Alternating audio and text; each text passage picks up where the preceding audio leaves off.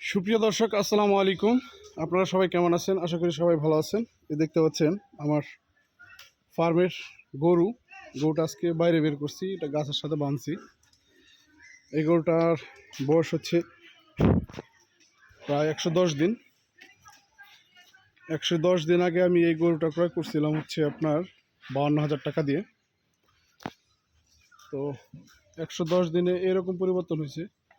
আসলে অনেক বেশি পরিবর্তন করতে পারি নাই, আরও অনেক পরিবর্তন হইতে পারতো। আসলে প্রথম 2 মাস আমি কাজের চাপে খুব বেশি যত্ন নিতে পারি নাই, আর যেহেতু ফার্মে গরু কম, 2টা গরু, এই জন্য আসলে সেভাবে যত্ন করি নাই। তো এখন আবার 1.5 মাস ধরে একটু খাবার দাবার দিতেছি, সেই কারণে আসলে একটু সুন্দর হয়েছে। এই যে আরেকটা গরু দেখতে পাচ্ছেন, এই গরুটাও একই দিনে একই হাটে কেনা। এই গরুটা কিনছিলাম হচ্ছে আপনার 42,500 টাকা দিয়া। তো এখন এই গরুটা যতটুকু বড় হয়েছে সেটা আপনারা স্ক্রিনে দেখতে পাইতেছেন। মাত্র 1.5 মাস ধরে হয়েছে এই গরুটার আমি আসলে খাবার দাবার দিতেছি ঠিক মতো। 8-1.5 মাস খাবার দাবার দিলে ইনশাল্লাহ বিক্রির উপযোগী হয়ে যাবে। তখন এটা প্রায় 3.5 মনের মতো মাংসের ওয়েট ধরবে। এখন অবশ্য এত নাই, এখন 2.5 মনের মতো আছে।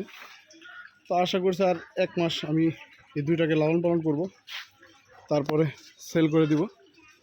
তো আপনাদেরকে আসলে জানাবো সামনে যে কয় টাকা বিক্রি করি।